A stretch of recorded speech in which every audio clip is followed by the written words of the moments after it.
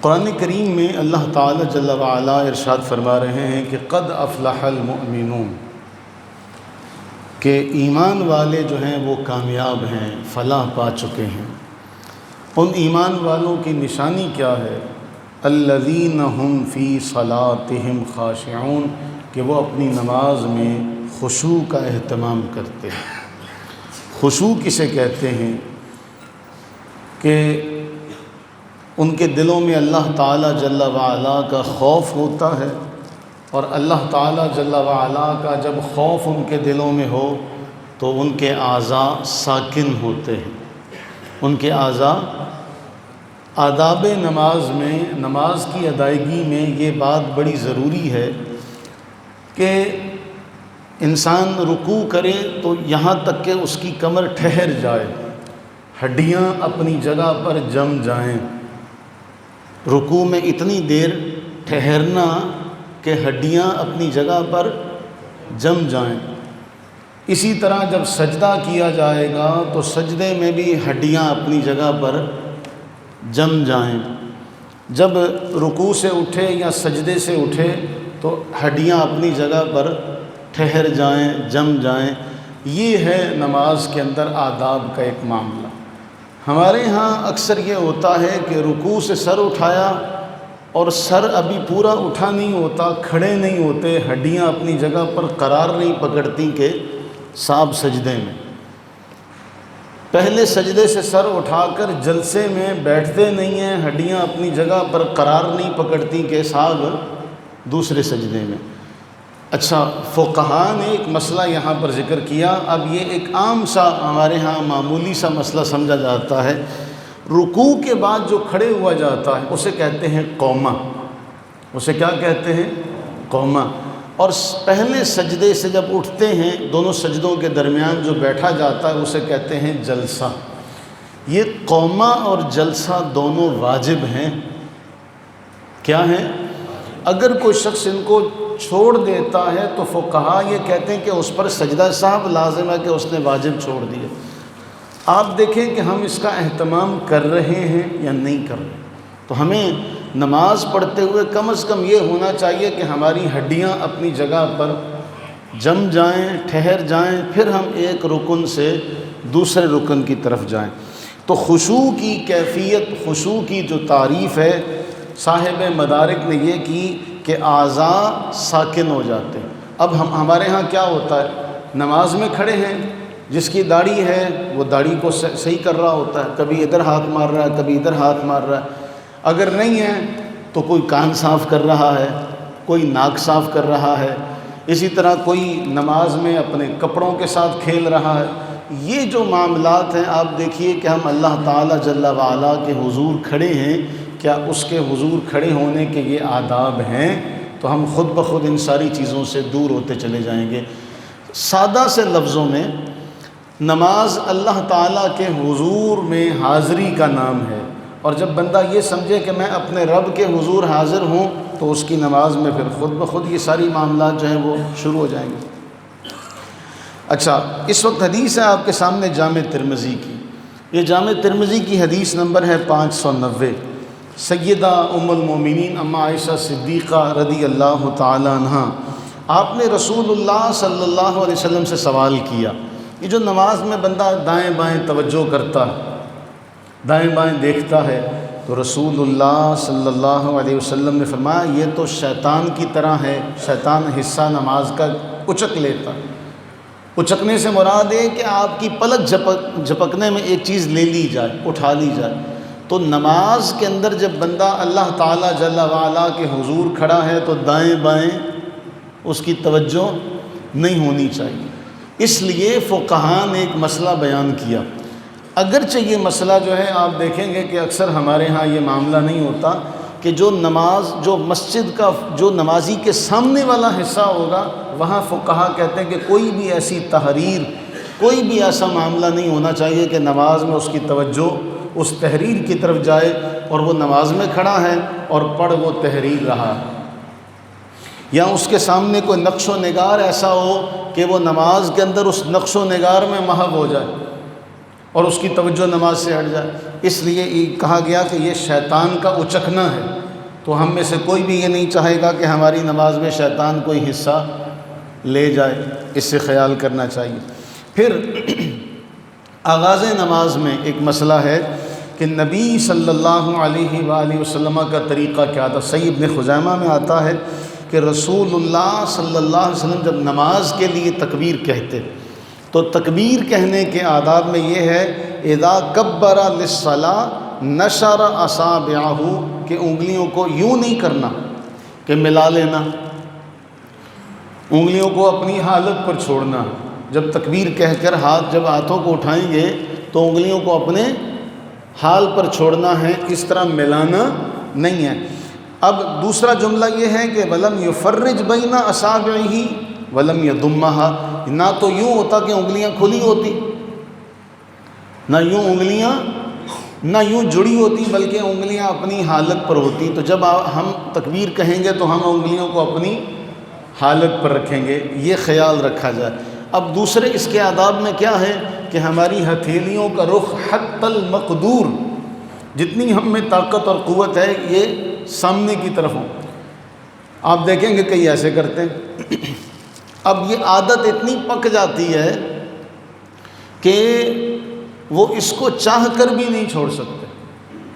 اگر یہی ہم بچپن سے کریں گے، اسی طرح جب ہم کھڑے ہوتے ہیں تو ہمارے پاؤں کا جو رخ ہوتا ہے، فقہاء نے لکھا کہ پاؤں کی انگلیوں کا رخ بھی قبلے کی جانب ہونا چاہیے، لیکن آپ دیکھیں گے کہ پاؤں ایک شمال کو جا رہا ہے اور ایک جنوب کو جا رہا ہے۔ کوشش کرنی چاہیے کہ یہ پاؤں سیدھا قبلہ رخ ہوں، کہ آپ نماز میں کھڑے ہیں، آپ پورے آداب دیکھیے۔ آپ تکبیر کہہ رہے ہیں تو آپ کے ہاتھوں کا رخ، ہتھیلیوں کا رخ قبلے کی جانب، آپ کا چہرہ قبلے کی جانب، آپ کے پاؤں کا رخ قبلے کی جانب، یہ سارے آداب میں شامل ہیں۔ اب ایک شخص نماز پڑھتا ہے، وہ ہاتھوں کو ایسے اٹھاتا ہے تو اس کی ہتھیلیوں کا رخ کہاں ہوا؟ اس کے چہرے کی جانب ہوا، اور پاؤں اس کے یوں پھیلے ہوئے ہیں تو پاؤں بھی شمال جنوب کی جانب ہیں، قبلے کی جانب نہیں ہے۔ پھر ہم رکوع کرتے ہیں۔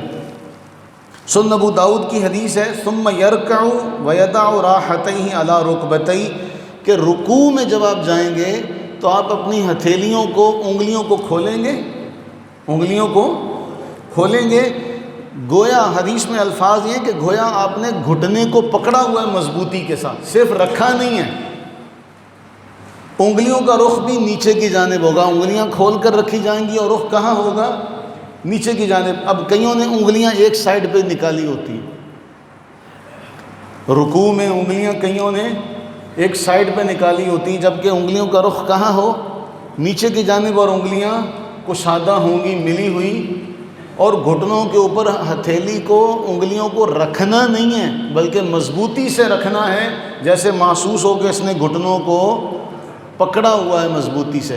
تو اس کا مطلب یہ ہے کہ جب آپ رکوع کریں گے تو رکوع میں ہلکا سا ہاتھوں کو گھٹنے پر رکھنا نہیں ہے۔ جب آپ صرف ہلکا سا رکھیں گے تو پھر انگلیاں آپ نے ملا کر رکھی ہوں گی نیچے کی جانب یا سائڈ پر ہوں گی۔ تو فقہاء نے اس کا طریقہ یہ بیان کیا کہ یہ انگوٹھا اور یہ چیچی یہ سائڈ پر ہوگی اور تینوں انگلیاں سیدھی نیچے کی جانب ہوں گی، گویا آپ نے گھٹنے کو مضبوطی سے پکڑا ہوا۔ یعنی صحیح ابن خزیمہ کی حدیث نمبر 594 ہے۔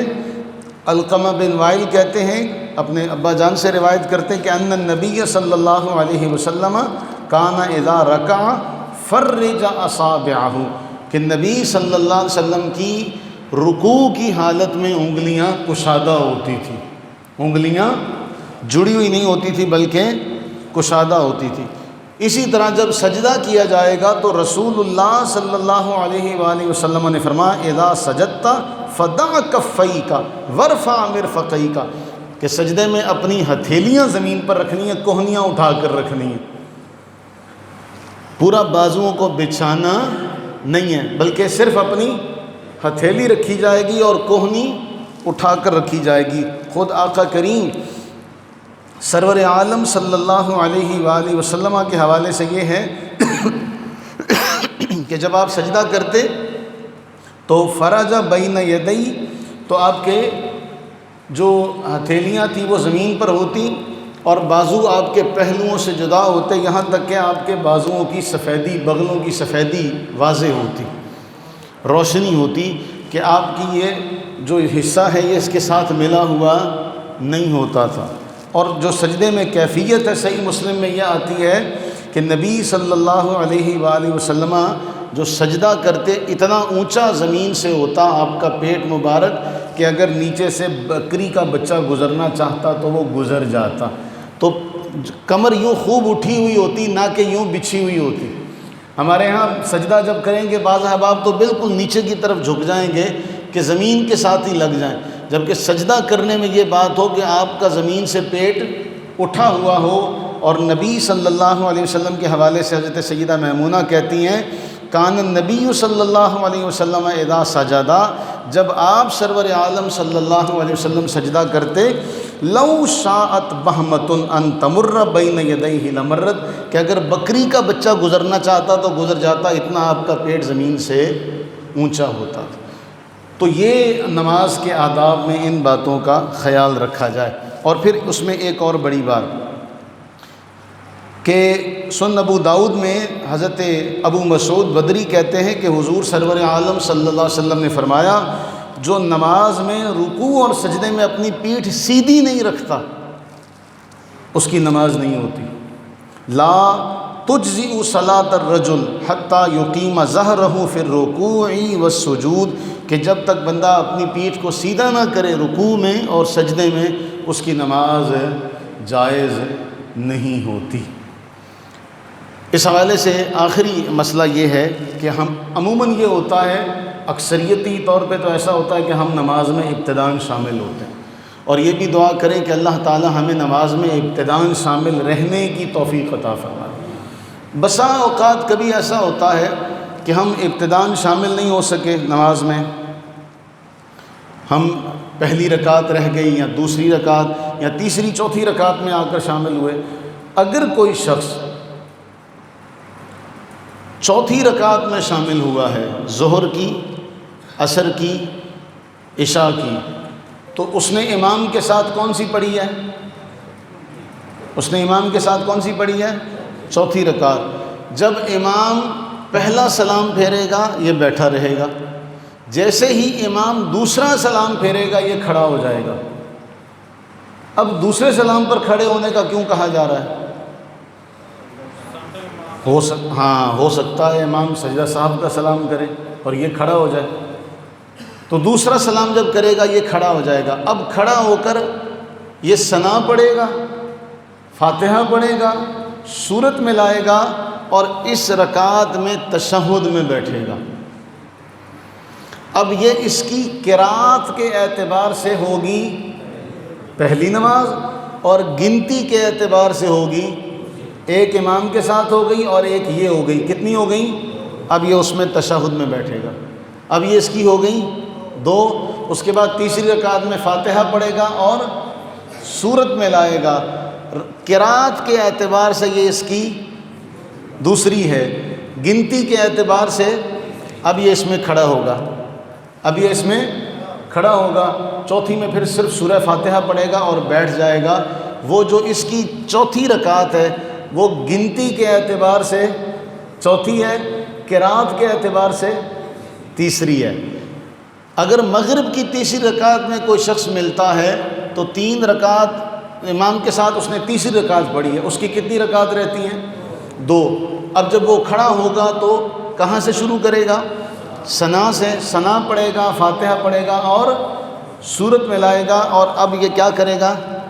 تشہد میں بیٹھے گا۔ اب یہ تیسری رکعت میں جو ملنے والا ہوگا اس کا آپ ایک سوال کر سکتے ہیں کہ مغرب کے اندر ایسی کون سی صورت ہے کہ تینوں قعدوں میں بیٹھا، تینوں رکعتوں میں قعدے میں بیٹھا جائے گا؟ جب وہ تیسری رکعت میں ملے گا تو یہ ایک تو قعدہ اس کا امام کے ساتھ ہو گیا، جب وہ کھڑا ہو کے اپنی پہلی پڑھے گا، ثنا پڑھے گا، فاتحہ پڑھے گا، سورت میں لائے گا، تو یہ اس کی گنتی کے اعتبار سے دوسری ہوگی۔ اس میں کیا کرے گا؟ تشہد کرے گا، تشہد پڑھ کے کھڑا ہوگا، اب کیا کرے گا؟ سورہ فاتحہ پڑھے گا اور سورت میں لائے گا۔ قرات کے اعتبار سے اور رکعات کی تعداد کے اعتبار سے تیسری اس کی رکعت ہوگی۔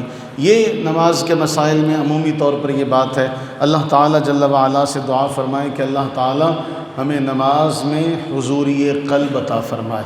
کہ نبی سرور عالم صلی اللہ علیہ وسلم سے پوچھا گیا احسان کسے کہتے ہیں، تو آپ نے فرمایا تم اللہ کی عبادت یوں کرو کہ تم اسے دیکھ رہے ہو، اگر ایسا نہیں ہے تو پھر یوں کرو کہ وہ تمہیں دیکھ رہا ہے۔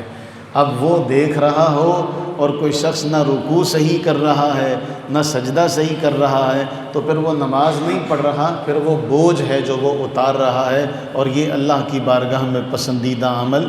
اللہ تعالی ہمیں ایسے عمل سے محفوظ فرمائے، آمین ثم آمین۔